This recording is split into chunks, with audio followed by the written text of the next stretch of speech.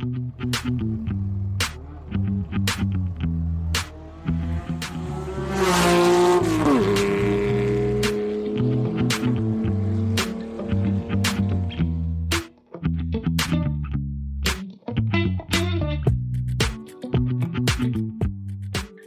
fellas, how are we? Very good, very good. How are we, Porsche friends? Yeah, all good. Back on it. What have we been up to then? Well, driving. I think we did three out of 7 days last week. I thought it was quite impressive. Yeah, the midweek one was good, wasn't it? It felt a little bit naughty just heading out kind of before the working day, but such is life these days without commutes to go to that it's a welcome new normal, isn't it? Yeah, I think so. Yeah, I heaved Doug the Cayman out, Joe.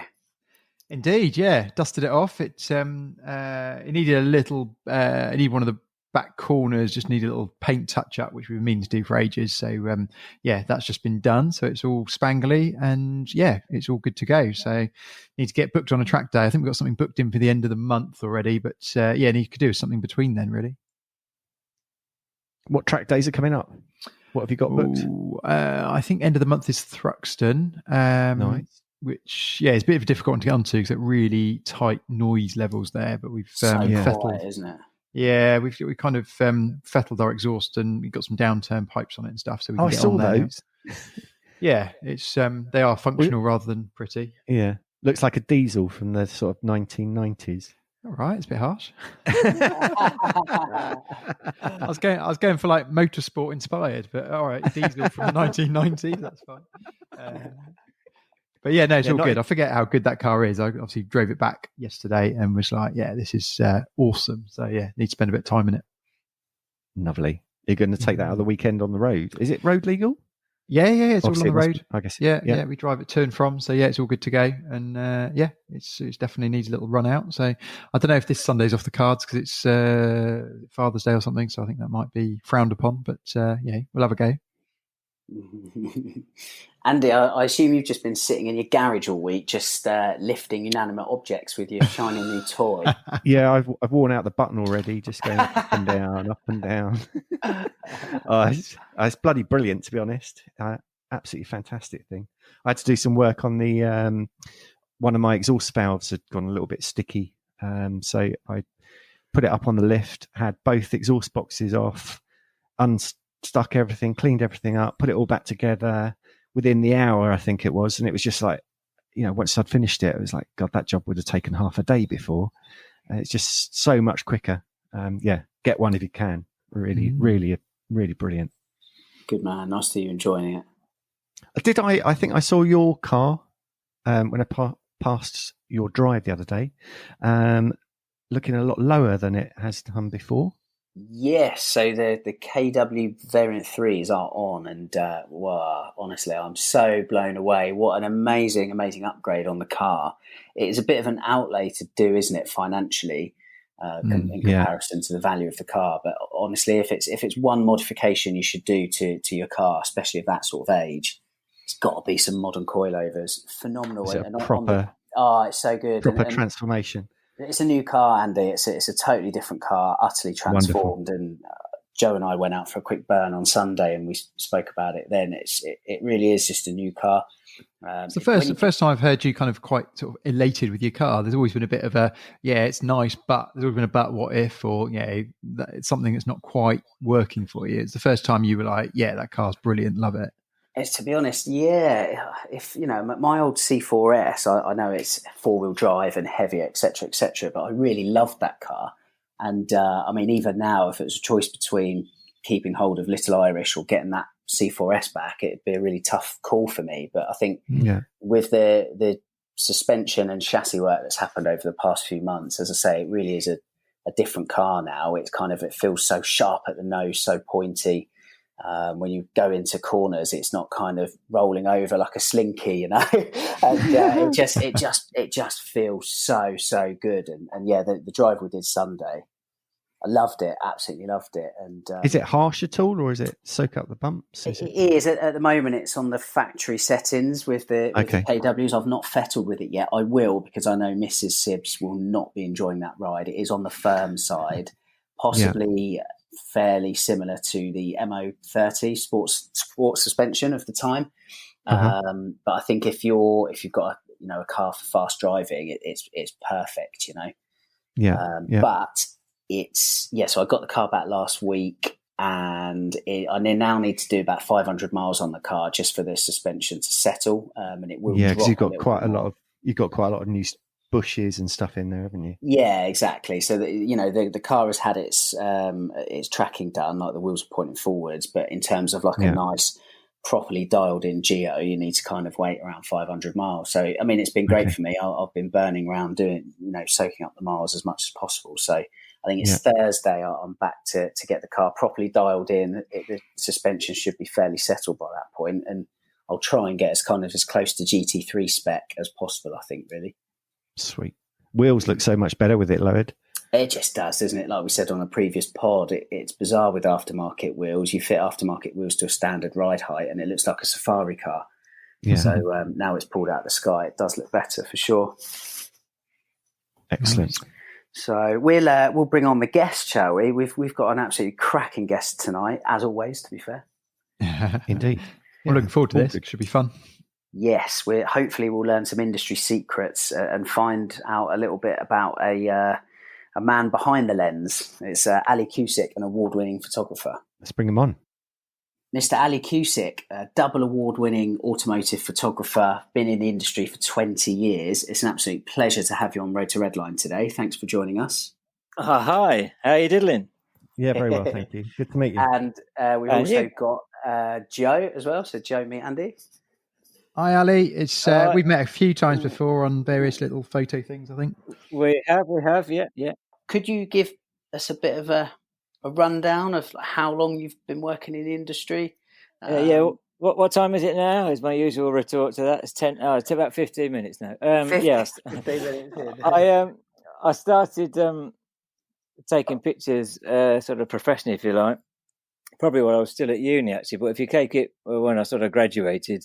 99. I worked in a studio straight out at university. I did a degree in photography in what is now Birmingham City University. I should just preface that straight from school. I started with a national diploma in photography, like a specialised A level, then went on to a degree. So I did 2 years national diploma, 3 years degree. The second week of the first course, we had a visiting lecturer coming in twice a week. The second week of the course, I said, can I come out with you on a job? And he said, yeah, if you like. So I did that the next week. The week after that, he said, are you free to come out with me again? So I started sort of assisting him. And he was probably Birmingham's best sort of advertising guy. So throughout that course and the degree, I was doing the course and all the rest of it, but I sort of learnt the photography from probably 10 days with this chap. Or after 10 days, I sort of feel like I am now in a way. But anyway, I certainly understood lighting. No cars with that. That was just studio with on proper film with 5.4 plate cameras. Anyway, I did that, finished the degree, got a job in a studio in Birmingham because I thought that's what you should do. Slightly disappointed to find the guy I was working with wasn't that awesome. I'd be setting stuff up and lighting it. I was quite good with my lighting. And I'd lit loads of stuff in the studio with Jack, static things, food, glassware, all sorts of different things. But I hadn't really done a lot of people. At the end of my degree, the final project was a book of portraits of people in Land Rovers. I'd always liked Land Rovers. I'd photographed lots of static things with Jack, the photographer. But I wanted to force myself to do people. So I did that book. Towards the end of the book, I did some people that made their living as well as weirdy-beardy owners, if you like. Some people that made their living from Land Rover. So the world's leading Land Rover historian, first person to start a Land Rover magazine, the first person to open an off-road course, one of the guys that designed the Range Rover. Anyway, so I'd made some contacts in the sort of publishing end, if you like. Started in the studio. 3 or 4 weeks into that, the historian called me up and said, can you do a job with me next week for the guy who owns a magazine? We'd like to use you for a job. I said, I'm ever so sorry. I've got a proper job now. I don't think they'll let me do that, but I'll ask anyway. And anyway, I did. And they said, no, I'm sorry, you're working here now. You can't do anything else. Okay, I said, okay.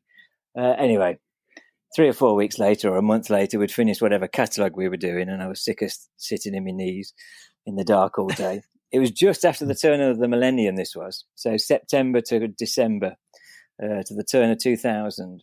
January 2000, there was absolutely no work at all. I just went to the studio, sat in the dark room and waited till 5 o'clock to leave again. And I thought, this is no fun. So the next time the historian called up, said, yeah, I can do that job. Yeah, no worries.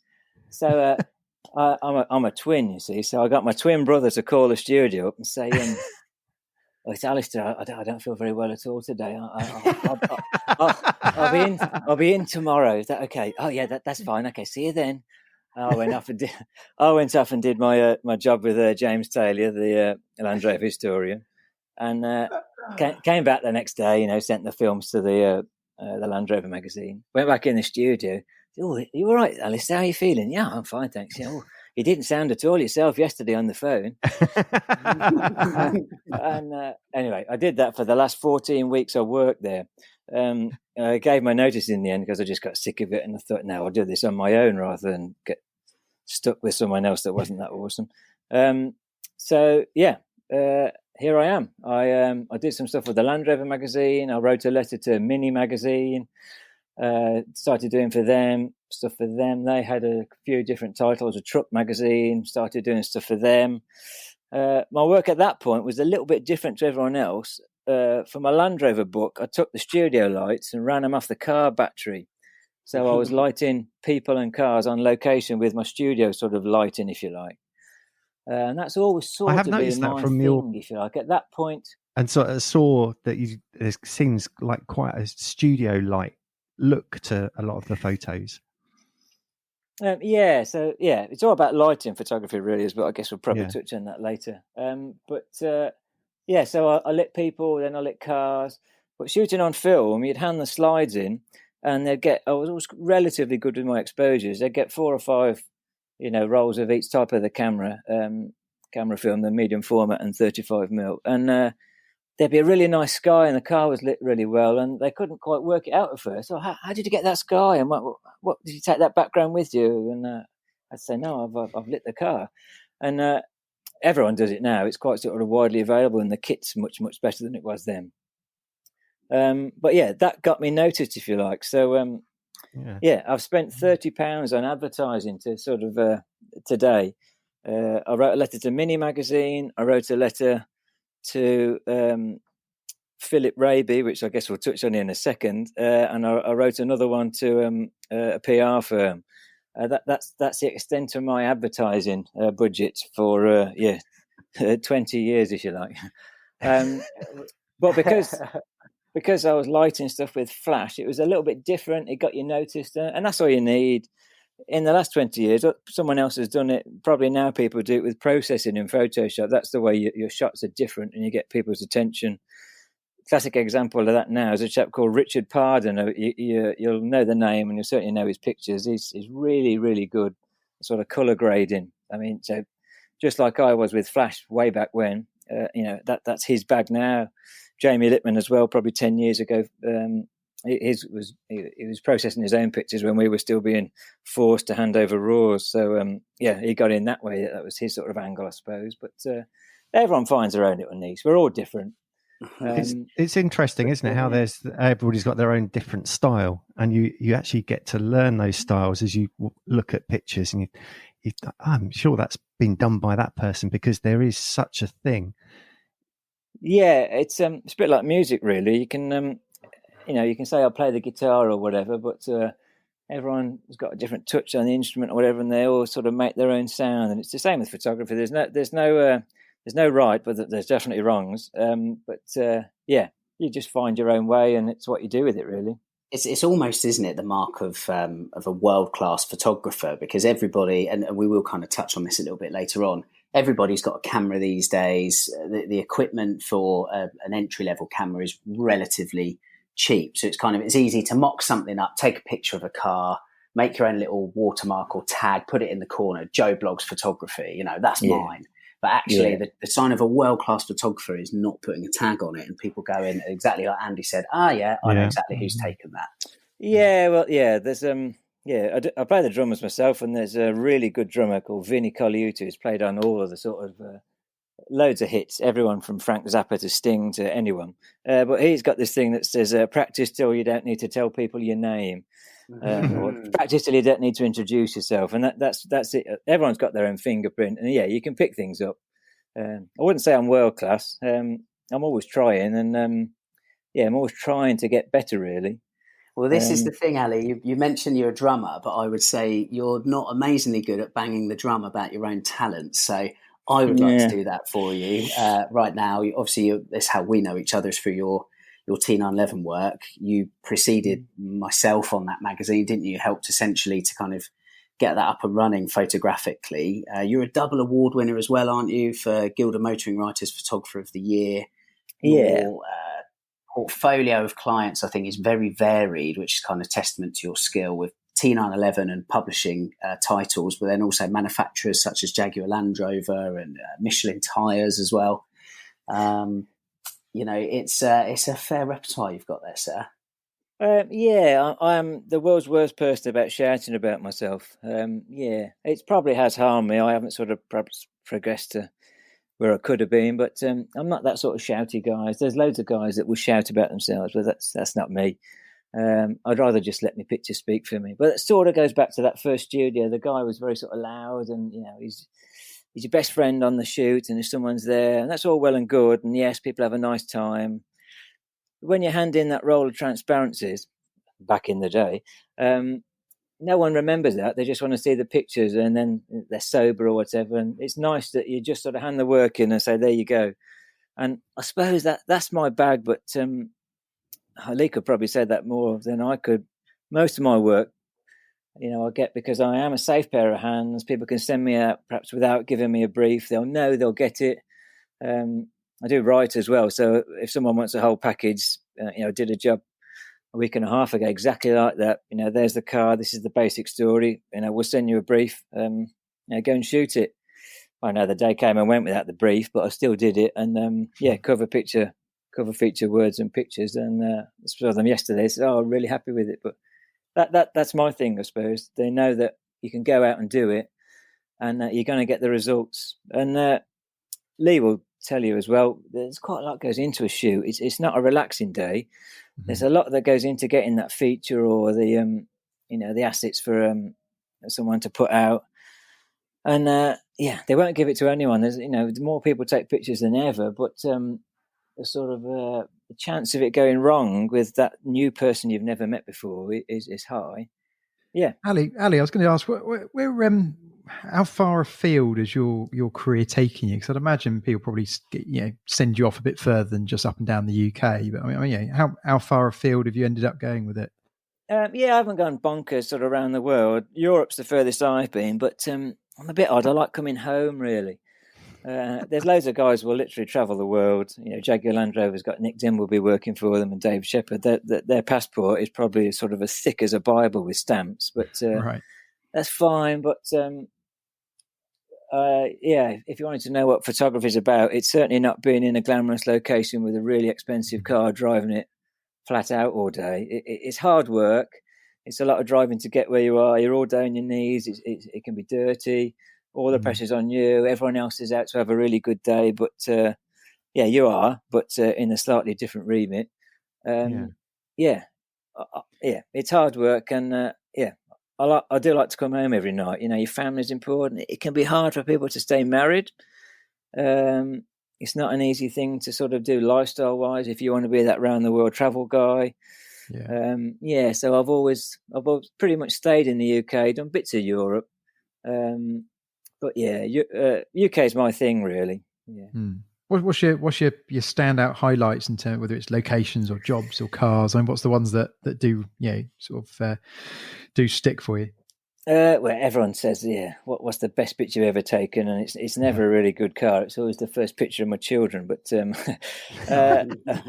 work-wise, I don't know. It's a tricky one. We do get around loads of stuff that is really exciting. I've probably been in every single 911, I would have thought. Definitely been in the earliest one in Europe. Lee and I were with a load of GTs only last week. fast and sort of potent and rare stuff is sort of our bread and butter, really. You tend to get more excited about the stuff you've had to work hard or pull something out of that. Lee and I did a really good one up on the Hartside Pass in Cumbria with some 9/11 anniversaries. And that shoot was nice. It was really, really cold. It was probably about -2 and there was a 50-mile-an-hour wind. It was really, really cold. We had 3 cars there. Yeah, everyone else was doing it in shifts to sort of wipe the cars and jump back in their friend's Cayenne with heated seats to warm back up. But I was out there for about 4 hours. But those shots were really good. Where it's that sort of thing where you've had to just get on with it, and you're sort of more proud of that than when you've, say, been on a test track on a launch or something like that. It depends what you define as good, really. But that's the sort of thing that sticks in my mind. You think, oh yeah, I did a good job then, and doing a good. Go on. Just going to say, Ali, it's funny, isn't it? Because you might have a similar experience to what I do. Is when you're looking back over shoots and you see a certain photograph, there's often a memory associated with that photograph, and I think that's kind of what makes what we do quite special, because obviously the cars are amazing, but there are some brilliant stories. The incident you mentioned there on the Hartside Pass, I mean, that was so cold. I cannot emphasize just how cold that day was. And I remember I was sitting in the 9/11 anniversary. I think you were getting a rear three-quarter shot. Then we'd done it, so we'd span the car around quickly. It was so cold, I just elected to stay in the car and duck, basically, didn't I? Yeah, no, it was freezing. Yeah, it was so cold, and I was inside. I couldn't feel my fingers through my phalanges. And I just remember thinking, bloody hell, that poor bastard is out there taking the picture still. But like, credit to you, like, you know, pulled it out of the bag. And this is the thing, you know, like you photographers, you put yourself in all sorts of uncompromising situations just to get the shot, you know. Yeah, well, it's just all that matters is the result, really. So you know, you don't go out, or I don't go out to do a bad job. You just go out to try your best. So and we've done loads of things, but Fingerless gloves must come in useful. I've got some really good windproof gloves, actually. In fact, I'm on my second pair because I wore the first finger of my right hand on the last pair, where it presses the shutter, and that is a true story. But I've been out on jobs in South Wales where you know, the journalist has forgotten his coat and their lips have gone blue or something like that. You know, I've mentioned this to Lee in the past, but the story of any car, really, but it's all about people. As soon as you put people with things, that's when sort of things happen, good, bad, funny. That's when it all goes on, you see. So, that's where stuff...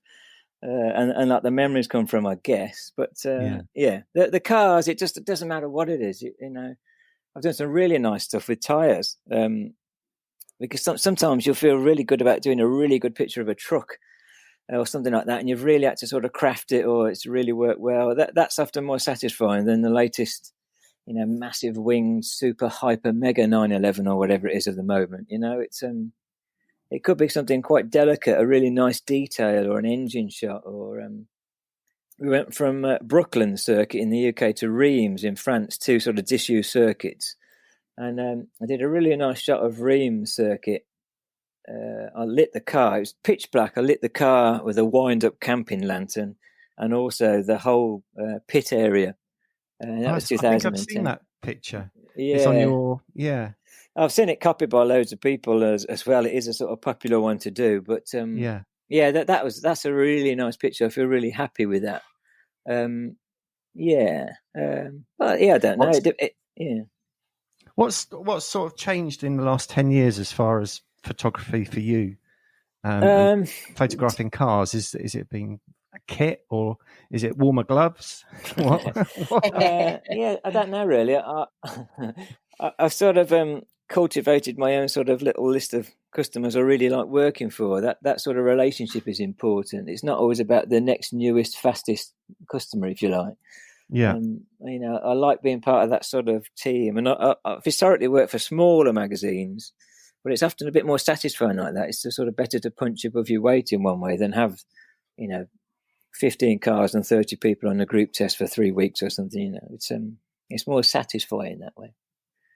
I mean, most people are sort of really happy to go out in it's a 73 RS, but I have shot that many that I've sort of forgotten about it. And you tend to only remember the times. Like we shot one probably, a long time ago now, borrowed it from a dealer, took it out around North Wales, just on the way back about 5 miles away. It ran out of fuel. But because it was a rally car, it didn't have any door locks. And the journalist wanted to come and pay for the petrol, so we actually left it by the side of a dual carriageway while we went sort of 2 miles to the petrol station. And I remember coming back thinking, I hope this blooming car's still there. And sure it was. I think it was so sort of crazy to see this 73 RS with spotlights on the bonnet that everyone thought, oh, is that that must be so hot we daren't even nick it. All the time I shot one for Auto Farm and they said, oh, a bit short of guys, do you want to go and take it out yourself? I said, oh, if you want me to, it's fine. Out the drive, round the corner, and looked at the local photo spot.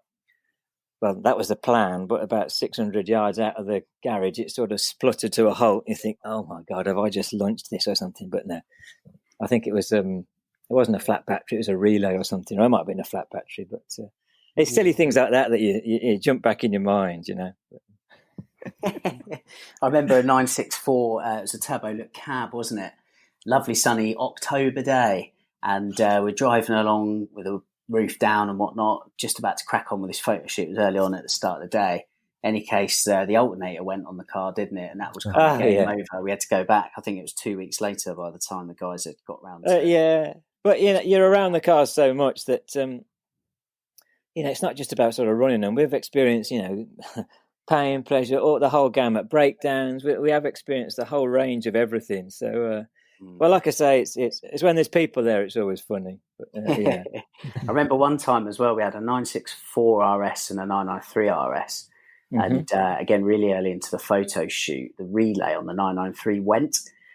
So we realised, well, we've got one relay between two cars. So the twin test kind of went out the window, and we just had to do like 2 separate individual shoots of the cars, one at a time, and swap the relay from car to car. And like you said, it's things you do to get a shoot over the line, isn't it? Stuff just happens, but What's the difference then for those that aren't too sure, myself included, in fairness? Like, what's the difference between shooting a car and a person? Because I mean, it is different, isn't it? There is a specialism to kind of automotive photography, if you like. Also, I'd like to know as well, what's the difference between like shooting for T911 magazine and maybe a manufacturer like JLR? It's always going to come down to the brief on that end, but in terms of what's different.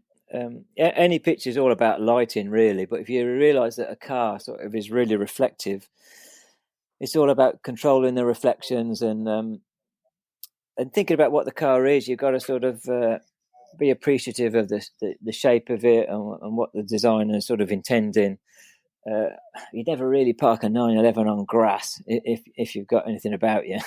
You've got to think, what's the car about, and is it really clean lined? Has it got a big wing? Do you need to see the wider hips of it if it's a wide body? What sort of aero's it got in it? Whereas with a person, it's a slightly different thing. You've got to talk to them, and are they used to having the picture taken?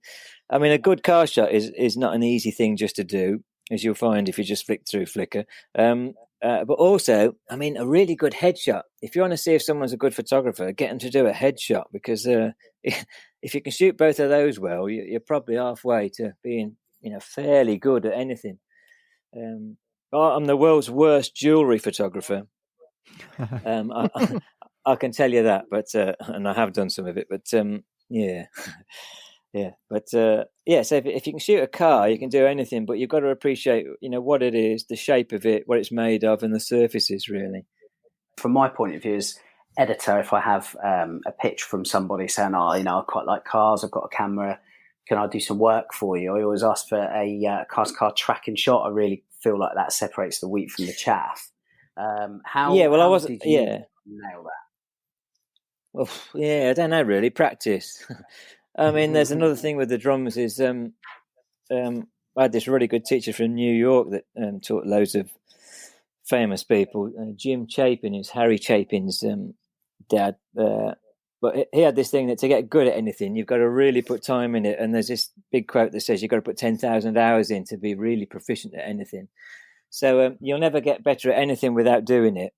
And yeah, if you're talking about tracking shots, well, actually, the shot I was just describing, you've got to think about surfaces. It wasn't just like a parked car. It's a car moving as well. And that's when you've got to sort of think on your feet. And when you think about more than one as well, there's so much going on there. What's the background doing? What's the cars doing? What's the road surface like? What car are you in? Is it on run flats? Are they high, low profile? Who's driving that car? Who's driving the other cars? Have they done it before? How close will they get? How long have we got to shoot? It's not just about making the picture come out. That's the least part of photography in a way. You just got to practice basically, whatever it is. But particularly with tracking, you've got to practice. Kit is a lot better now, and digital has got a lot of people into it that perhaps wouldn't have done it when they were on film. Photoshop is a big sort of recovery tool for some people. Not complaining about them, because if that's if retouching is their angle, then that's fine. Some people will give in like 6 shots after a day's work, and they've all been sort of hyper retouched and might even add lens flare or something like that, which I'm gripping my heart and gasping at that. But everyone is different. There's no right and wrong, but I know if I gave Lee 6 shots, he'd sort of pick the phone up to me and say, well, that's great. Where's the rest of them? He wants his money's worth, does he? Well, that's the thing about briefs. They're talking about what do people expect is, what do you need the pictures for? What are they trying to say? What do you want to show? If it's a magazine feature, it's always about options. Everything is about options, but you never know quite what the designer's going to have a chance to do. So, you've always got to give them options. So, dead space where there's nothing happening, you've got to visualize text. With covers, you've got to make that work. That's a different thing as well. With the manufacturer's end of it, you've got to think what they want it for. I haven't done too much of the sort of press releasey stuff, but often they'll have to be approved by like the car's design. And obviously, the more people you have to please, the more it can get called, because it's always harder to please a committee than it is sort of 1 or 2 people. Time, you don't often get much time to do it, or if it's with a manufacturer, they've often got a video crew on it, and they eat time, and often you're slotted in at the last bit where you might have to fight for a bit of time. You get good video crews and bad video crews. Most of them are good. A lot of them are good, I've got to say. You don't get often grumpy ones. You don't often get grumpy photographers, but perhaps that's just me. You've got to be able to do your bit. You've got to fit in with other people, and you're there just to communicate someone else's message. That's the bottom line. It's not about just taking a nice picture. Every situation is different. You've got to work with what you've got. You can't say, well, I need the car to be out in the scenery if you've been given the back of a factory and a run of 200 yards to nail a tracking shot with 5 cars, which I've had to do whilst the video crew's doing it. That's the sort of professional side of it. Like a musician, you might be doing a country and western record one minute, the next day you're doing Megadeth or something like that. But you've got to be able to adapt to whatever that person wants, because that's what you're getting paid for. That's your role. Does the do you think the sort of where the kit's moved on does that help people? Do you think some people look better at what they do just by having better kit, or is it still important to be in the right hands? You don't always need the top end camera. We tend to just end up with the best camera we do, but that's only because it's our sort of job. A lot of people just get het up on the kit and just want to sort of collect it, which we just end up with good kit really. It helps. It's not, you don't need it. You can do a lot of good stuff with an iPhone, but you're just a basic DSLR, a 35mm lens, a 50 and a 135. You can probably shoot everything in a polarizing filter and a tripod. That's all you need. It's a fairly short list to have a go, isn't it? That's probably quite a good place to start. You don't need tons of kit. If you want to do a nice static of your car, even just a good compact camera and a tripod, we're not doing tricks when we're out. There's no sort of skills. It's just knowing the right angle of the car, the right place to take it. Kit has got better though. I will say that. When it was filmed, it's also being prepared as well, Ali, isn't it? Like, again, I remember a shoot that came back, certainly not from you. It was someone that, again, wrote in and said, can I have the gig? Sent them off, went to do the photo shoot, came back, and in all of the tracking shots, the bonnet was open on a RSR replica, actually. And you just think, all the kit in the world sort of thing. And we're kind of driving around, or the owner was driving around with this front bonnet kind of flapping about. And it's just, I think with experience and kind of preparation, you get round that. And it kind of comes back to what you were saying earlier, whereby you use a photographer you trust, doesn't it? And more people have got into it, but it's about building a relationship with someone that you can trust. Well, it's those times when you've both been together and it's been less than ideal and you've really turned it around and pulled it back. It's easy to do it when you've got all day and 2 cars and, what should we do today? But, you and I have done stuff at the OPC Centre at Silverstone at the little track where we've had an hour. Yeah. And it's fine to have all day doing it, but actually, if you're paying for the track and you've only got the hour, or you've got that circuit for an hour, well, actually, it matters then, But that it's not the 1 hour. You don't do the gig in sort of the 1 hour that you've been paid to do it in. You do it in the 20 years leading up to that point, where you learn how to do it. That's what you're paying for. It's easy to say, well, you did that in an hour. I say, no, I did that in 20 years. But it's all about confidence and if you arrange it all, you need a result, and you only get that one go. It's quite a lot of pressure, isn't it? I mean, that's it's quite a lot of pressure on your shoes to deliver it, like you said, especially if you're only getting a small window as well. That must take a bit of time to build that confidence up.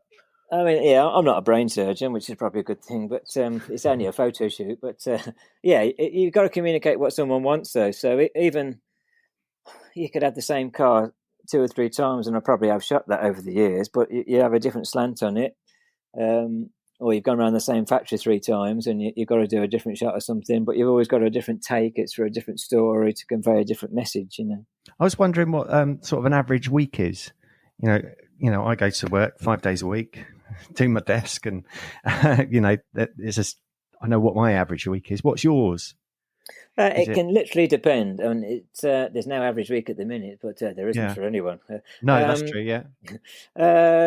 Although I was out yesterday and I was out the week before, so it depends. It literally depends. But like a magazine's every 4 weeks typically. So in that 4-week cycle, you'll have a cover shoot, probably for each of them. I'll tend to have. I do words and pictures, so I might, if I find a nice car, I'll arrange that. It all takes time, even having a shoot sort of lined up. Oh, what do you want for that? Okay, do you need a location? I mean, I've got a lot of my work over the years as well, because I've got a good knowledge of locations around the UK. And in fact, the Total 911 Great Roads thing sort of jokingly came out the back of me. Only because we tended to know loads of good roads, as Lee would say, when we've been out for looking for a group test. Where should we go? I can typically suggest something or somewhere to go. Yeah. And if that's not right, I'll have somewhere else. It's arranging things. It's perhaps looking for a car or something, or I'll do a workshop thing for the Land Rover magazine, words and pictures, and that takes a day to shoot and a day to write up, or half a day to write up. I was wondering if it's like, is it a case of it's all condensed down, so it's like 2 or 3 days of craziness, or is it? Yeah, it's totally random. It can be every day out. And it's not like you're driving to the same office every day. Yesterday was 2.5 hours away. When I was out with Lee, that was an hour and a half the other week. But I've driven everywhere. I've driven to sort of 200 or 300 miles for a job, and you mention to some people and say, "Oh, you're stopping over." Well, we'll think nothing of driving like 2.5, 3 hours for a job and coming back again. But it can be long days. It's not all about posing with a fancy car somewhere. So it's hard work. Well, it's testing. You can't go out and coast in my job. It's actually got to happen through the lens, and you've got to record it. If if you get the shot back and there's a leaf in front of the car, well, you can't paint the rest of that in, or, you know, if there's a problem. if you don't get the shot, you know, you're down to getting your pencil crayons out the next day. I sort of joked, you know, if you haven't got it today, then it's pencil crayons tomorrow, folks. You know, if you want something, you know, tell me now before we go. I always say, look, is there any gaps? Is there anything else we need to do? And yeah, often other people are really keen to get home, and you have to say, well, look, if we've got more to do, it's just another half an hour or something like that. Yeah. So we heard earlier sort of how you began in the industry. I'm thinking that it's, as we've said earlier, there's lots more people who seem to be at the helm of a camera. So it seems harder to get started. What sort of top tips do you think you could give a budding photographer today how to get started? I mean, everyone has got a camera, and it doesn't have to be good. I would probably say don't use your phone. I would use some sort of camera, only because a phone is doing a lot of stuff. And there's loads of apps that make stuff look really good and effects and all of that, which is fine. But often they don't print that well. Certainly in magazines, you won't find too many sort of gimmicks and gargle filters through my stuff, only because it just doesn't print that well. It looks great on screen, but I don't always find that it translates that well to print. Just any sort of nice compact camera or a DSLR, if you turn it on, often they're at the widest angle lens setting. Don't go on that. Zoom in a bit. So slight telephoto. Have a look at your car. Know your car. Know the good angle of it. It's typically going to be a bit of a 3/4, so a glance down the side. Not too far that it's too long. In a nice location. Not in bright sunlight, because it's reflective. If you find somewhere to go, in fact, Lee will tell me the name of the road. Where did we go when we did the super test? In Wales? Yeah, B4407. With the three. You two are going to start quoting.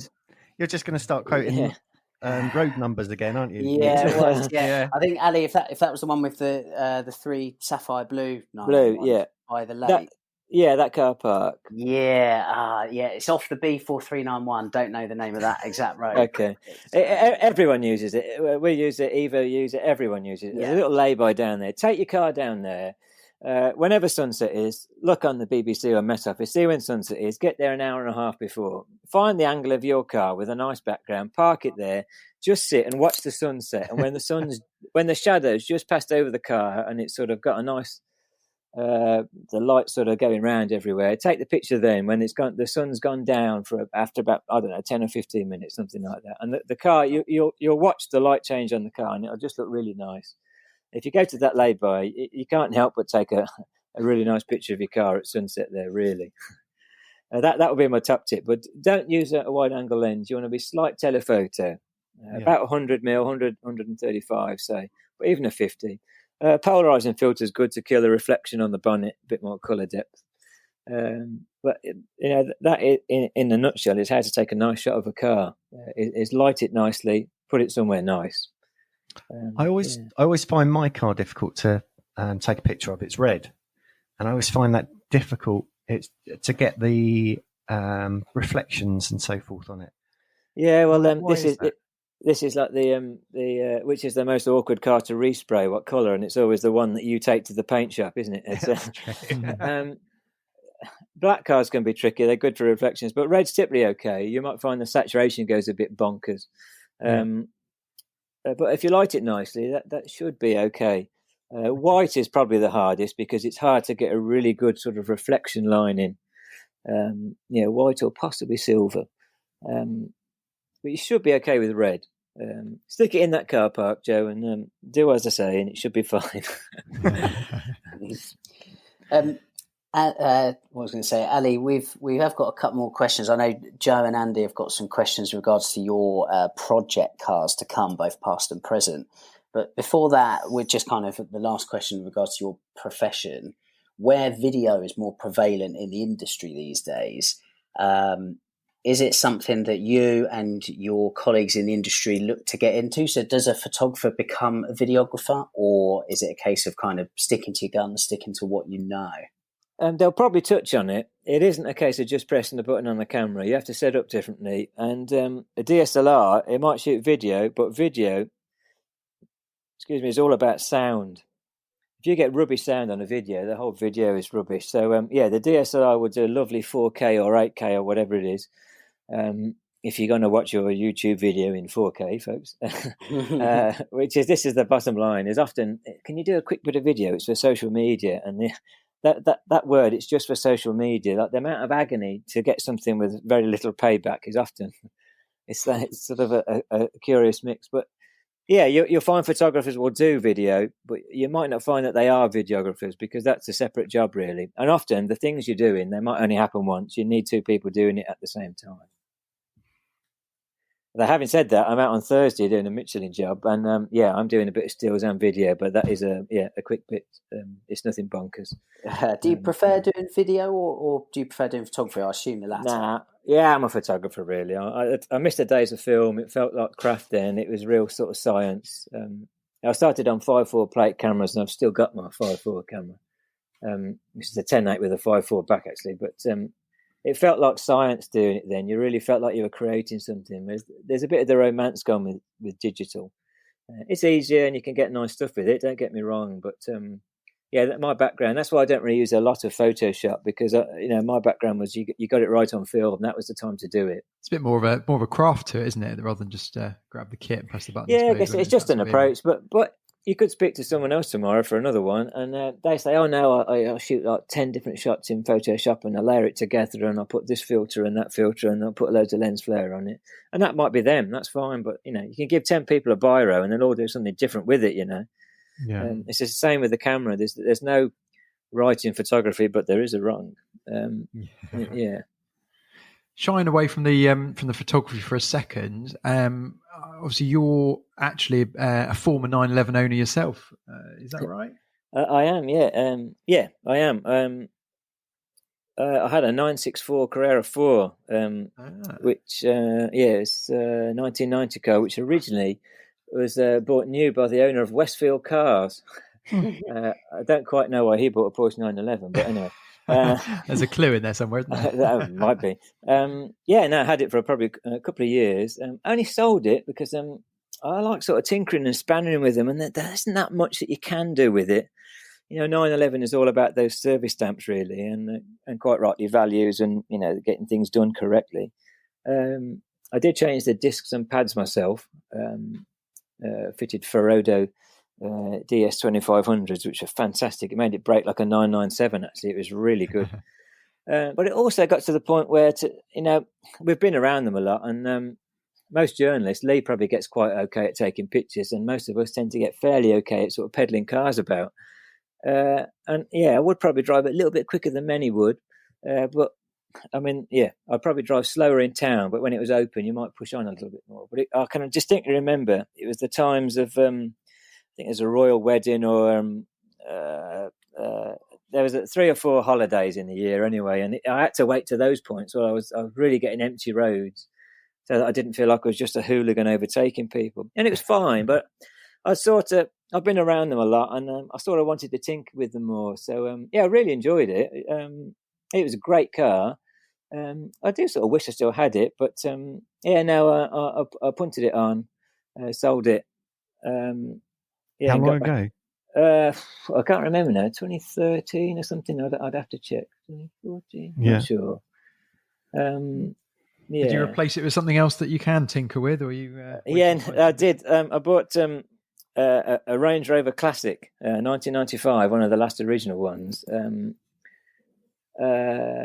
We've got a second child, I think, by that point. There's always more room in it, so I restored that, and we've been to the Lake District in the 911. In fact, the Total 911 Great Drives, I think the app and the adverts, and there's a picture of my 964 on it.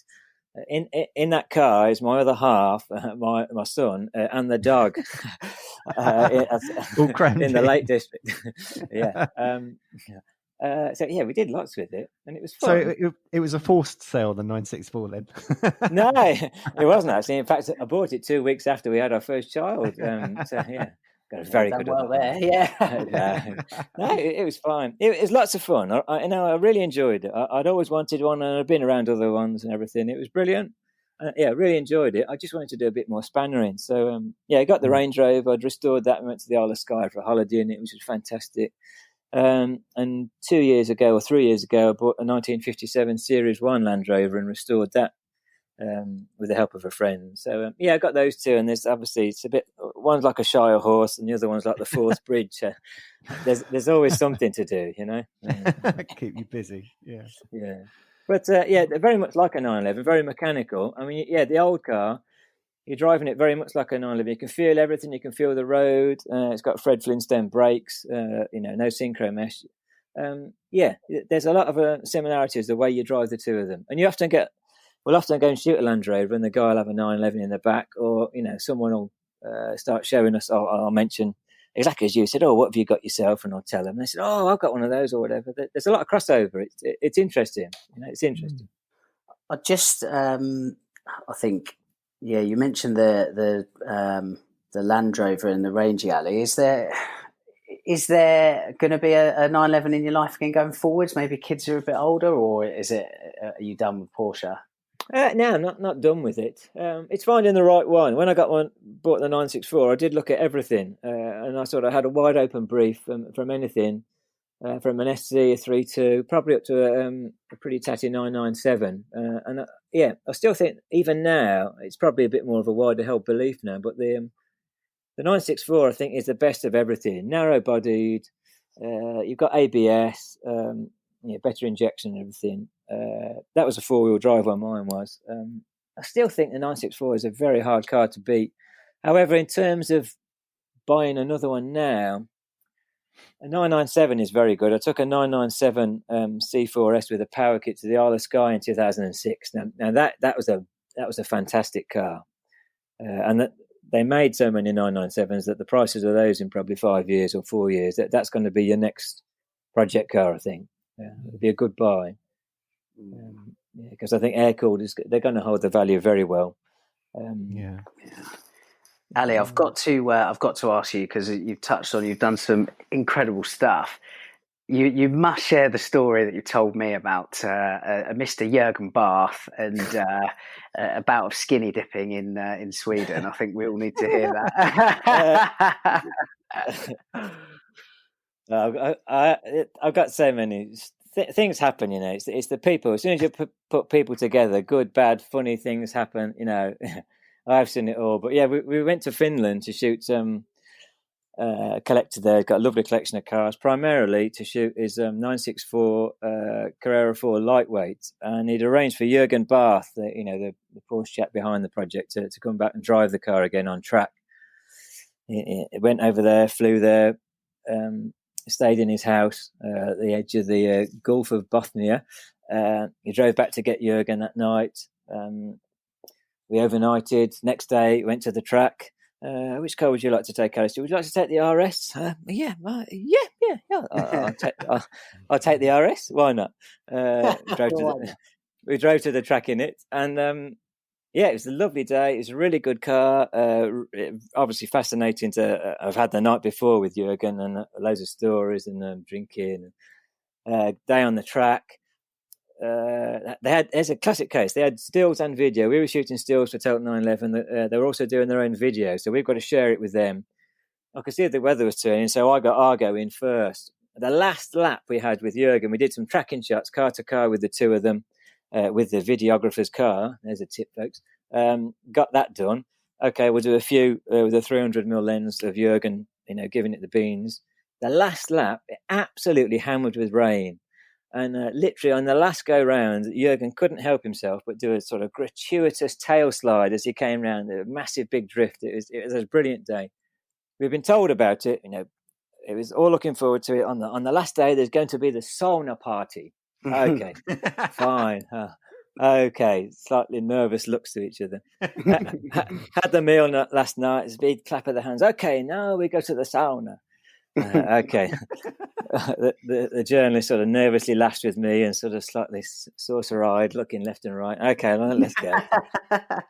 As we go down there, their neighbours had already been there, and the first sight I had as we walked to the sauna was 4 of his neighbours, in the altogether walking out, doing the walk straight out down the jetty, jumping in this sea. And I thought, my God, how mad are they? It wasn't hot. It'd been hot in the daytime, but it was cold at night. Anyway, go and sit in the sauna. Yeah, bloody hell, it's warm in here. First time I'd done it, I thought, God, this is bonkers. What am I doing here? Next minute, in walks Jürgen. Oh, I saw a lot of Jürgen that night, so let me tell you that. And anyway, so it comes. Okay, now we go in the lake. Oh, okay, here we go out into the lake. I tell you what, it was that much fun. I did that 5 times, in, out, in, out, in, out. It was so much fun. It was brilliant. It was a brilliant evening. We cooked sausages on the sauna and then ate it outside, shivering, or all of us pretending we weren't cold. Yeah, no, it was brilliant. Loads of people might get to meet him at a racetrack, and yeah, no, I did considerably more than that. Yeah. With the legendary Jürgen Barth, that is quite the story. Yeah, I'm sure somewhere Jürgen's been interviewed on a podcast of his own, and he's describing the same story, but says, "You know what? I once met this photographer, and I saw a lot of him that night." Right, it's so good. The thing I seem to find with you photographers is you're a quirky bunch. I've never met 2 photographers that are remotely the same, like all absolute characters. There's one photographer I remember who's particularly fond of his own voice, and we were away at a rally do for the Monte Carlo rally, and yeah, it was like an evening meal. We're sitting around with like a team of it was a pro rallying team, and he was essentially sitting there telling the driver about car control and giving him tips on car control, for example. It's absolutely fascinating. But I think you whatever you do, you have to have a passion, first of all, for the subject you're photographing, but also people as well, as you alert to. Yeah, a lot of it, the photography is the smallest end of it. They're taking a picture and making it come out, which is what most people say might struggle with. That's the least of your worries, your worries are getting the car in somewhere, getting it safe, getting the right angle, getting it in the time, getting the shots that you need. You've often got a shot list. That's your worry. Not making a picture come out. That's the bottom thing. Stick it on P for professional. Loads of people would do, and then press. Always manual, folks. Always manual. Yeah. But yeah, the photography is the least of your worries. It's the people end of it, and yeah, you're sitting out there to tell other people how to drive cars and stuff. They're not telling you how to take pictures, but it's the same in all walks of life. There's nothing different in this. It's all people with people. But you do get to do some great things. We did another job going to the Porsche Museum, and we interviewed Ralph Spranger from Zonderwunsch, and he's flicking through his archives, and that was on a little piece of yellow metal. Oh, what's that? We casually inquired. I said, "Oh, that's a paint to sample for Speed Yellow." He said we did a car, and they said we need an interesting yellow, so I got the paint guys to mix an interesting yellow up, and the people higher up said, "Oh, that's a really nice colour. What's that called?" And Ralph said, "I thought Speed Yellow," and we all know that now as every sort of car, but you only come across these things because you're just there with the people, and we were doing that job, and randomly you get grabbed. Say, "Okay, we'll go for lunch now." 10 minutes later, we're sitting in the sort of staff canteen, and we're next to everyone with their sort of Porsche overalls on and everything, and that was you get to do loads of really interesting things like that. I wished I'd taken pictures in there because I've never read about it or heard about it, but we were told that it had been voted the best canteen in Germany or something like that. You see all these different things that actually the magazine feature or the job that you go to do for these is neither here nor there. All this sort of fun stuff goes on, or things go wrong and stuff, and none of that matters. It's all got to just get the result. It's all about the result, really. Can you tell us any stories that might embarrass Lee at all? There was one last week, wasn't there? The only thing you needed about Lee is that lately he really hates my lighting stands. Last year there was a slight issue where we'll say he touched one with a 992. He managed to put a little crease in it, which I straightened out, and anyway, last week, he did the whole thing, and one of my stands is the perfect formation of a sort of the alloy from I can't remember, what was it? Is it a GTS? I think it's a perfect 90-degree curve on one of my light stand legs, and I will say, I thought it was a really apt modification, so that next time you need to stand a light on a hillside where one shorter leg, well, there's your thing. You can have that one for free, Ali, if you like. It's not a problem. Yeah. Like I said, folks, it's when you put people together, it is what you got to deal with. The picture's the easy bit. It's people breaking your stuff, or you got to just turn around and say, well, that's fine. I have to say, when he did that, I don't know how he didn't manage to pull the light over the side of the chap's car we were with. But sometimes you need a bit of luck. But anyway, in total fairness, the car only had 3 rear view mirrors, parking sensors, and a rear-facing camera. That's all I had to work with to reverse across a 50 square foot concrete expanse into a tiny little light. So they do say you can't fix stupid, don't they? Yeah, I give you that. Okay, I also remember, Ali, a time at Landau Circuit, and you got a fantastic sequence of shots of me doing a pirouette in a 991 turbo, wasn't it? Yeah. Let go of that one a little bit early, I think. Things just happen. You forget more than you've done, to be quite honest. But I've certainly forgot most of my 911's knowledge, but it's probably in there somewhere. But yeah. I vaguely remember in North Wales, and this one wasn't with me, but it kind of led to you exclaiming rather loudly, "Glitter sphincter." Okay. Yeah, I can't remember. You've certainly had some incidents. There was a debate a long time ago. Someone had quite a severe off with someone, not on our job, but sort of historically in this sort of line of work. And there was a big debate after that about if you were in the car with someone who was, let's say, handy at the wheel, or the pro driver. If you thought they were going to have an off, do you sit there, hold onto the seat, swallow, and man up? Or do you sort of squeal like a baby? And we all came to the conclusion that actually, if you thought someone was going to have an off, you should sort of say it. But I've always gone by that sort of train of thought because I don't like damaging things. But we're in all sorts of metal in this sort of line of work, and the chances of having serious offs like that, it's definitely possible. So, you've got to be sensible. You're out to take pictures, not to pose in a press car for a week and sort of wear the tyres off it and give it back. You've got to remember that. Yeah. Well, Ali, it's a fantastic insight that you've shared with us and everybody on Road to Redline with regards to the quirky world of automotive photography and what it takes to reach the very top like you have. We really appreciate your time. Before you go, we've got 10 questions that we ask everybody that comes on, if you wouldn't mind having those fired at you. Yeah, I'll go on then. I'm good to go. You ready, Ali? Yeah, go on. Yeah. First question, air or water? Air. Favourite Porsche model? Total 911 did a feature on this, best 911. Everyone else picked things with massive wings and telescopes and lasers and missiles. I quite simply said it's the best Porsche is the one with your name on the V5. So I've got to say, my old 964 C4. Yeah, good choice. Your favourite Porsche colour? I do like speed yellow. I do like linen grey. Black is a good one. Guards red. Depends what car. You're spreading your bets there, aren't you? Yeah, I'd probably go classic though. I'd probably say, Guards red is red or speed yellow. But yeah. Okay. Who is your ultimate Porsche icon? Well, I can't say Lee. He had that the other week. His head was very big. Yeah.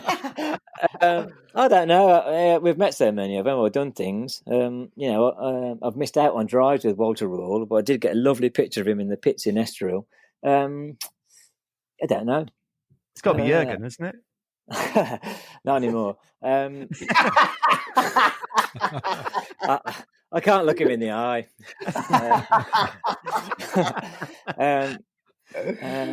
I don't know. Probably, Walter Rall. Let's say Walter Rall. Excellent. Your favourite track? Favourite track? I hate tracks. I absolutely hate tracks. I hate tracks. Because they're cold and wet. They're awful places. If you want to eat, you have to go to the chew and spew in the corner. No, forget the track. Just head to the Isle of Skye. There's a stretcher. There's a stretcher road from the middle to the top of the Isle of Skye. That's 100 miles long, the driving road. Go there instead of a track. But if I was going to say a track, where would I say? A closed one. Yeah, I don't know. They all sound a bit sort of Disneylandy for me. I think it's a bit sort of manufactured excitement. You'd have to go one of the proper ones, wouldn't you? For a play, though. Don't know. Yeah. Don't know. All that, don't know. Should we go on to the next question? Tafouche or not Tafouche? Only on an air-cooled one. Okay. Although Lee's does look... Oh, yeah. Bloody hell. Yeah, it Although, just you down. I have to say, Lee's does look very good on those. It's very sort of 996 Sport Classic, I said to him, and I thought he's nailed that really well. Yeah. You can't backtrack now. We've got to take your first answer, surely. Stock or hot rod? Stock. Oh, okay. Yeah. Narrow or wide body? Oh, I'm going to say narrow. Okay. I think we know the answer to this one already. Cars and Coffee or Track Day? Maybe we don't know. I'm going to say neither. I'm going to say out on my own with a couple of OS maps and a full tank of fuel. Nice. Unless they are really good friends. Yeah, then you can go for a nice drive on a driving road. Yeah. Yeah.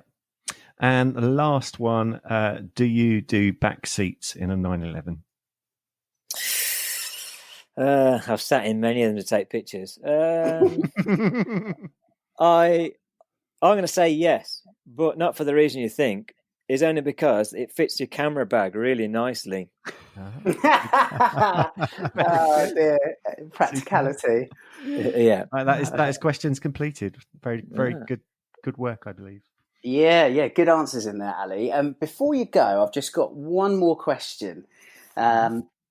Out of all the 911 kind of models you've shot, what do you think as an art form is the most photogenic Porsche?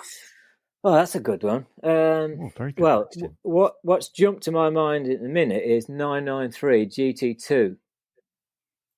Because that's quite sort of sculptural. You've got the 993 shape, which I'm not a massive fan of, but you've got those bolt-on arches, a massive big wing. I shot one at Thomas Smith's on an airfield at sunset once, and there were so many sort of details and curves. I'll probably go something like that. It needs quite a few sort of gimmicks and add-ons, I think. The failing arches that. on those are amazing, aren't they? Yeah, the sort of utilitarianness of them. It sort of fits what it's about, you know. It's quite a sort of it's an angry thing, you know. Yeah. Excellent. Yeah, the shoot you're referring to is Riviera Blue 993 GT2, wasn't it? I remember the shots well. Yeah, which we took in a farm to shoot some side-on tracking panning shots. Now, I don't know what the German for Daddy, there's a strange man standing in my field with a 300mm 2.8 in a really loud Porsche, but I can guarantee you, I heard this sort of 12-year-old girl shout it into the farmhouse. Anyway. The perfect runaway car. Ali Cusick, award-winning photographer extraordinaire. It's a pleasure to listen to your story on Road to Redline today. Thank you very much, good sir. No worries. Thank you. Yeah, thank you. Thank you, Ali. Enjoyed that. Man, Ali's a funny man. Yeah, how about that? The man behind the lens has revealed a few secrets about what is a very quirky industry, and what we did learn is you need to be prepared for when it goes wrong, not just practice for how it should go right, isn't it? Or getting an eye full of Jürgen Barth. Honestly, his point on just absolutely trying to have to do anything you can to nail the shot really is kind of indicative of the magazine industry, but also I think to an extent video as well. He's been quite good there, I think, on just shining a light on that side of things. Absolutely. Yeah, it was good. It was good to hear all the sort of technical bits as well. Yeah, quite interesting amount of lighting. He must be just carrying around lighting gear. It's funny, because to be honest, if we're doing a shoot for T911 with a press car, I'll just drive to his, because his is en route to North Wales, Cumbria, Scotland, all the good roads. So we'll pick him up. And what I will say is, we have managed to crowbar in a fair amount of kit into a 911. Yeah. And to its credit, you know, I mean, there's an element of it sloshing around the back as you're driving up there, but yeah, it's a lot of kit to think about, and a lot for Ali to take in. It's not just, is the camera charged, are the settings on, do the lights work, are they weighted down in the wind, have you got idiotic journalists running the tripod over? You know, so there was a time, actually, you didn't mention, but we were in Paris shooting a 991 turbo. We really wanted to get a car-to-car tracking shot of the turbo going down the Champs-Élysées with the Arc de Triomphe in the background, and we were going to the cover of the issue was Turbo Triumph, obviously with a play on the monument behind. But obviously, for car-to-car tracking, you need 3 people and 2 cars, and we had 2 people and 1 car. But obviously, in the middle of an absolute tourism hotspot, we decided to. How did you do that? Well, we stuck the thumb out on the Champs-Élysées and commandeered a taxi driver. And this French guy, he spoke really kind of little English, but we just said, you know, this road, up, down, red car behind. He had absolutely no clue what was going on. But the photographer jumped in this taxi, immediately wound the window down and just started hanging out of it with his camera. Yeah, I was in the turbo trying to like follow this taxi driver really close, which again, if anyone's driven through Paris, it's an absolute nightmare because there's just so much traffic. Terrible, B, you just shouldn't do it. Yeah, so trying to kind of stick to the license plate of this taxi. Any case, we did one run of the Champs-Élysées. Kudos, he got the shot, and this taxi driver was just bemused at the end of the road. Ali saying, pull over, and he's gotten out, giving him some money and asking for a receipt because we were trying to claim this taxi fare back on expenses, just, you know, from one end of the Champs-Élysées to the other. But it made the cover, so it's what you need to do, you know. But it was fantastic, his other stories there to highlight that. It sounds like he's got so many stories. Maybe we could get him on again and just keep pounding him for the next story and the next story. It'd make a good book, but behind the scenes on things, like especially from a photographer's point of view, because he's so right. It's, you know, it's all good fun, etc. But at the end of the day, if you don't have the shots, it's down to the photographer. So there's a lot on his shoulders, and particularly kind of in magazine stuff, you don't have the budget of a Top Gear. You know, you can't just kind of close a road, you know, whoop up a helicopter to get that top down shot. It's got to be a bit more creative, I think. I mean, that's what definitely. There is a bit more kind of ducking and diving. So he really is a master of his craft. Magic. There's no sort of rest, is there, for that? You got to get on with it. You can't sit at your desk and have an off day. This is it. You're only as good as your last shoot, aren't you? You know, if you do a bad shoot, the phone might not ring again. So absolutely. Yeah, top guy. Yeah.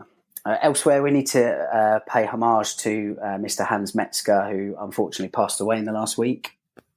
Yeah, sad news that was. Yeah, I mean, he's sort of obviously, he's had a direct influence on all of us, really, the cars we drive. Andy, obviously, with yourself there, air-cooled flat six. Anyone that drives a GT or turbo car, obviously, in the water-cooled generation, their car is essentially...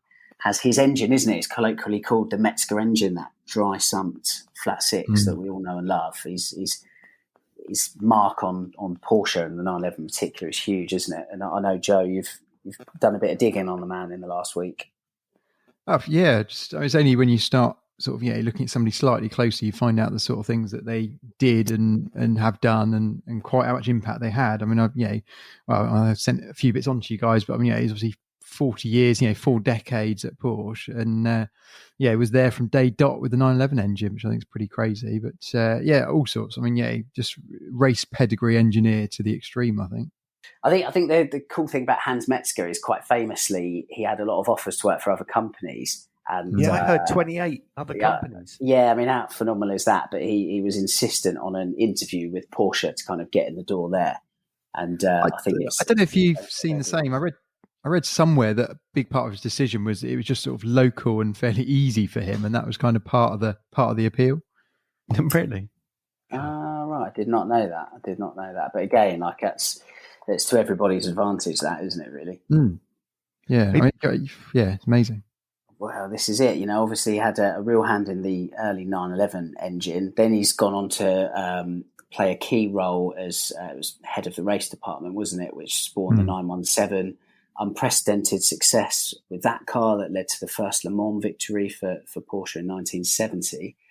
And then by the early 80s, he's designing a 1.5 litre V6 for McLaren, wasn't it? That was a Formula One world title winning engine. So just in terms of like engineering dexterity, there's surely, I mean, is there anyone better?